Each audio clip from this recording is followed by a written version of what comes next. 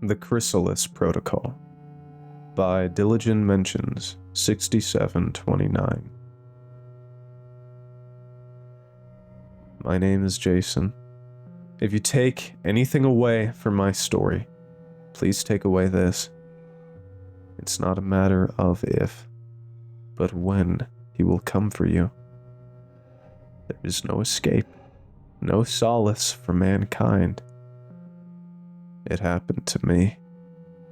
It will happen to you.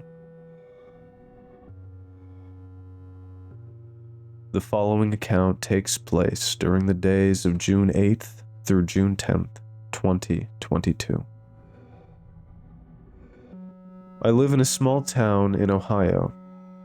It's one of those towns where it's the same mundane routine every day. Seeing the same people in the same old place over and over again. It's enough to drive you crazy. I have a few close friends, Kenny and Dave, and a girlfriend of 3 years, Sarah. We were all going a bit stir-crazy, and we wanted to do something different for the summer for a change. After discussing with everyone for a few days, Kenny suggested we go to Point Pleasant, West Virginia. He said he's always wanted to visit the Mothman Museum. He's one of those guys who is obsessed with creepy cryptid stories on Reddit and online forums. While Sarah, Dave, and I weren't too keen on going just for a museum, we all agreed West Virginia is a beautiful place to spend a few days. So, we did what any young adult would do. We packed our bags, filled up our cars, and sped down the highway.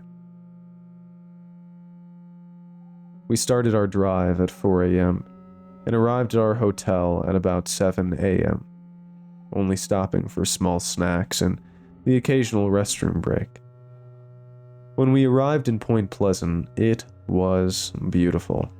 Dave, Sarah, and I decided to get a bit of rest at the hotel first, but Kenny was too eager to explore, so we left to explore the city alone. Okay, Kenny, just make sure you don't get lost. And don't go getting stoned with a cryptid without us, I said with a chuckle. Just don't take too long. I want to go to the museum as soon as we can. Sarah and I went up to our room, flopping on the bed, not even bothering to unpack. We almost instantly passed out, with Sarah and I cuddling into a conjoined ball. We awoke to a knocking on our room's door several hours later. Groggily, I got up and opened the door.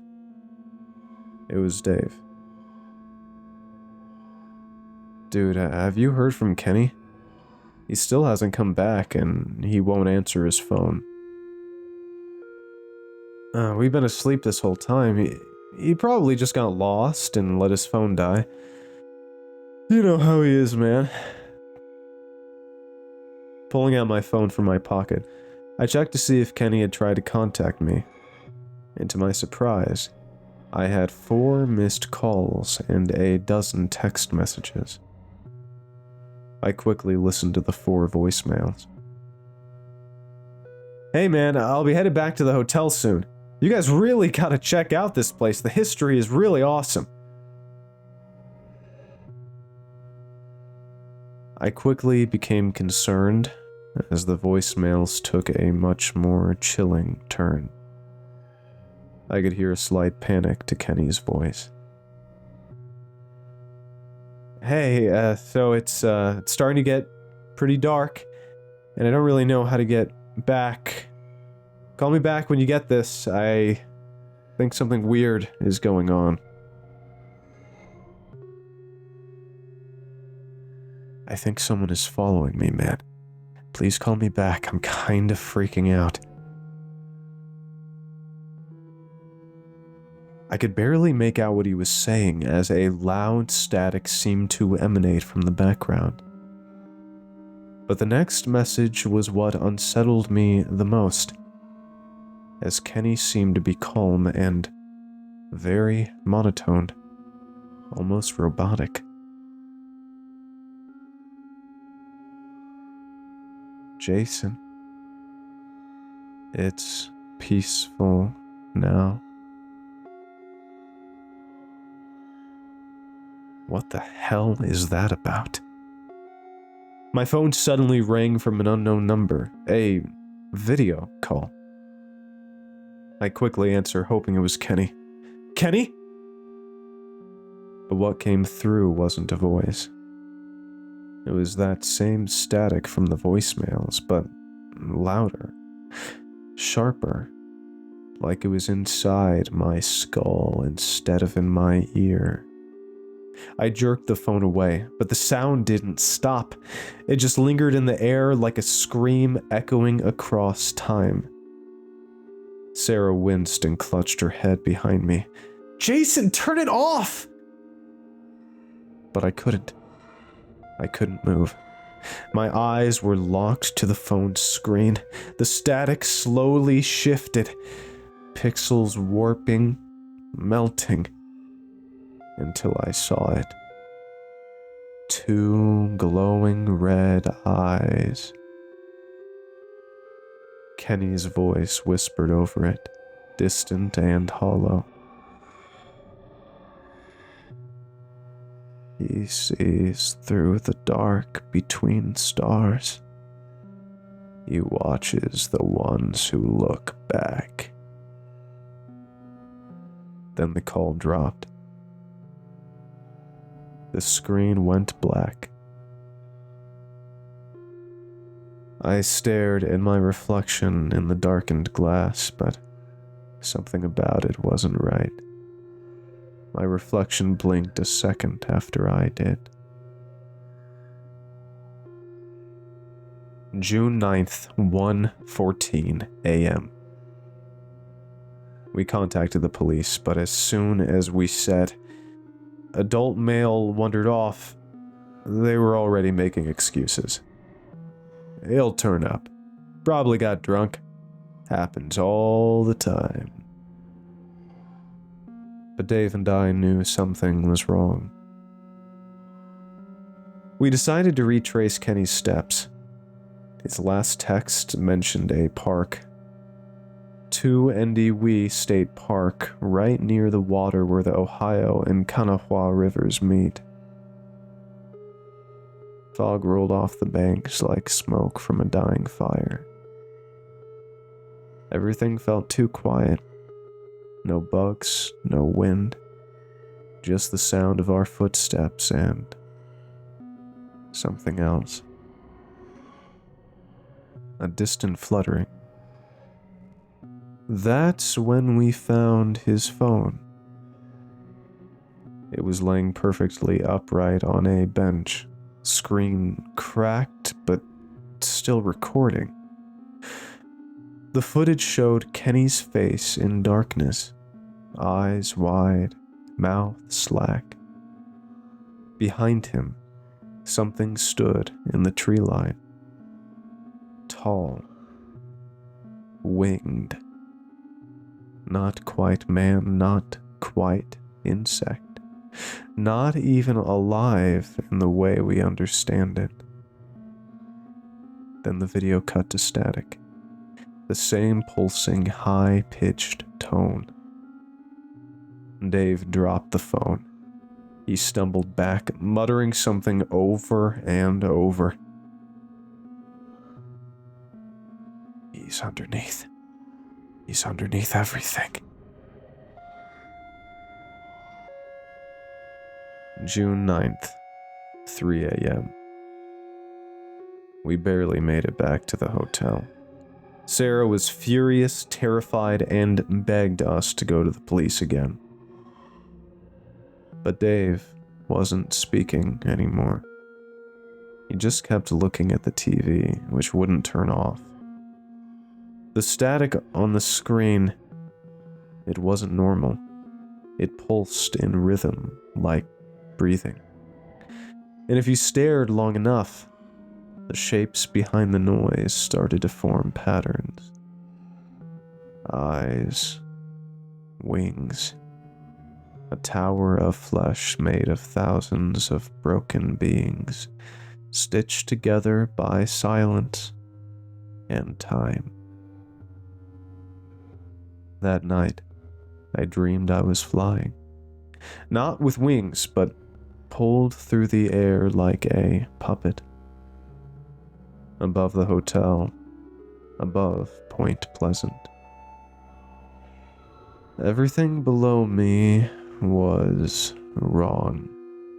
Warped, decaying, like a map burned at the edges. The sky above wasn't stars, it was a membrane. And something was pushing through it. And that's when a black, viscous void began erupting and spilling out. It warped around me like a fly trapped in motor oil. It began to seep into my skin, mouth, ears, and eyes, and as fast as it began, it stopped. That's when I woke up. Alone. Sarah was gone. And so was Dave. Just the static remained, still playing on the TV, like ants crawling over a pile of rice.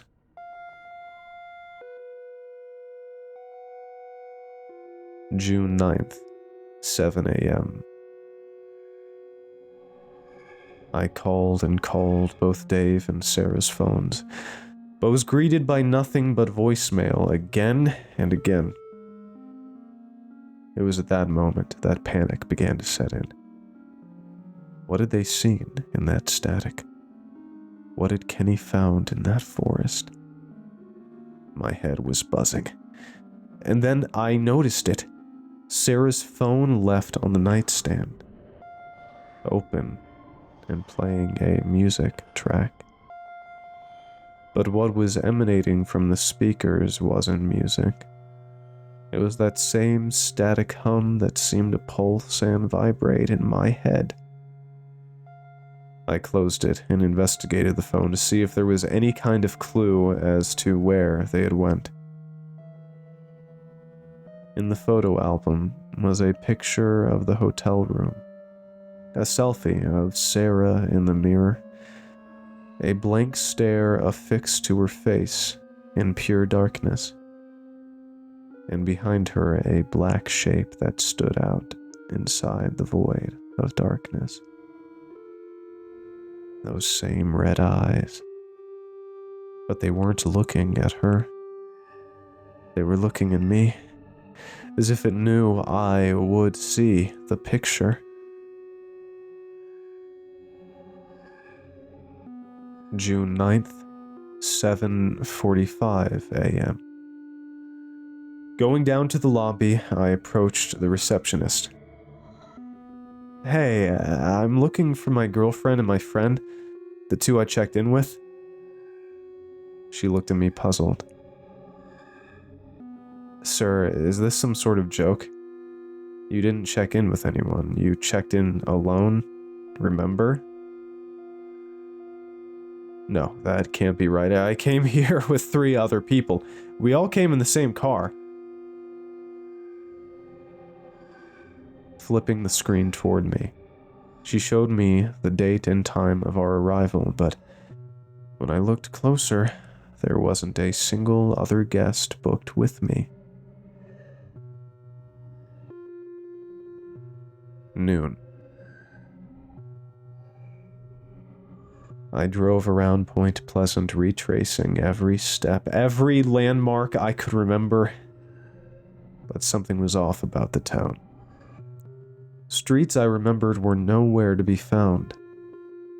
Buildings were in different places or gone entirely, replaced by completely different ones. Street signs were only half legible, warped and twisted as if the letters were being pulled inward by some invisible force. The air was thick, buzzing. No bugs, no birds, no wind. Just the hum, like an old television turned up too loud in another room. And then I saw it. The statue of the Mothman. I could swear it turned to look at me as I drove past and to the museum, which was somehow untouched by whatever fracture in reality had overcome the rest of Point Pleasant. I approached the curator and asked about the Mothman and what exactly he was. He looked up at me, dead-eyed, almost robotically, and said, "He is neither man or beast. He is what watches through the gaps. He has always been here. He will always be here. He was never here to warn us. He was here to prepare us." I asked, "Prepare us for what?" The man just smiled. His teeth were wrong. Too many of them, sharp and jagged. 4:44 p.m. I tried to leave. I got in the car, turned the key, and drove west, toward Ohio. Except, I kept ending up back in town. Every route, every GPS direction, every back road led back to Point Pleasant. I even tried leaving on foot. I walked for hours just to end up back at Point Pleasant, until I saw the Mothman statue again, and again, and again. The town was folding in on itself. Space was looping. Or maybe I was.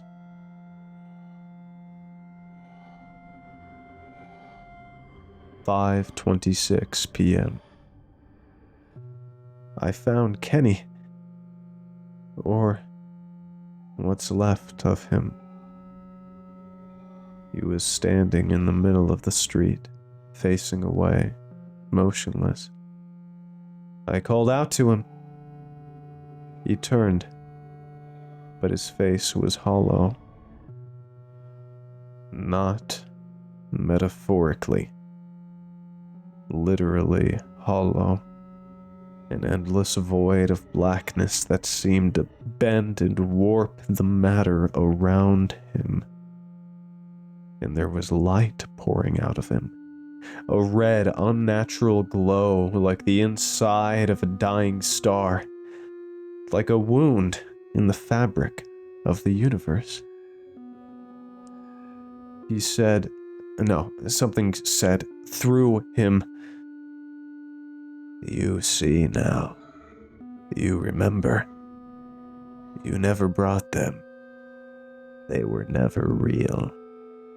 You were always meant to be alone. A vessel must be empty to be filled." Darkness seemed to swallow me. I could feel myself twist and warp, an agony I don't even know how to begin to describe. And then I woke up in the hotel again, alone.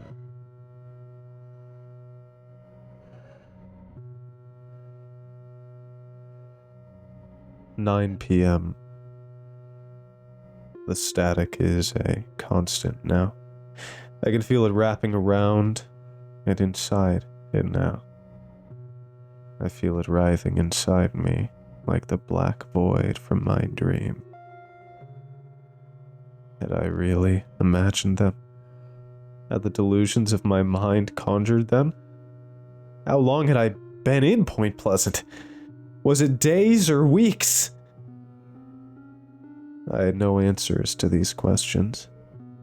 And honestly, I didn't want to know. I just knew I had to find a way to escape this town that had so constricted me. I again walked out of the hotel room and made my way to the lobby. It was empty. Outside, I could see a large crowd had formed, all staring into the entrance. I could hear chanting coming from the crowd. "You have been chosen. The vessel must be filled." And then in the crowd, I saw him. The thing that had enveloped my nightmares and watched me as I slept. The Mothman. He stood before the crowd with those same red bulbs. His thoughts seemed to seep into me like oil into water. The process has already begun. Fight as you may, you cannot stop it. As I watch him step closer and closer, I felt myself unable to move or speak, my mouth agape. Suddenly, he began to dissolve into a thick cloud of black moths. The moths rushed out with intense speed into my throat. I felt myself start to go into convulsions as they began to writhe into my body, their spindly legs clawing at my throat on the way down. It felt as if hundreds of nails were raking at my insides. The swarm finally dissipated into my body. The world around me began to wash away before my eyes, and I felt myself constricted. As the world washed away, behind it a wall of yellow, translucent, hard material was all around me. I was encased, mummified. I began to panic and claw at the material around me.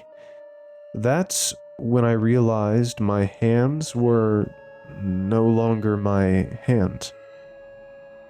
They were covered in a black fur, and claws seemed to be protruding from them. What had that thing done to me? From outside the capsule, I began to hear a cacophony of sound. An alarm of some sort was blaring. Men and women in white lab coats were rushing from monitors to computers. I felt a rage inside of me like no other for these people.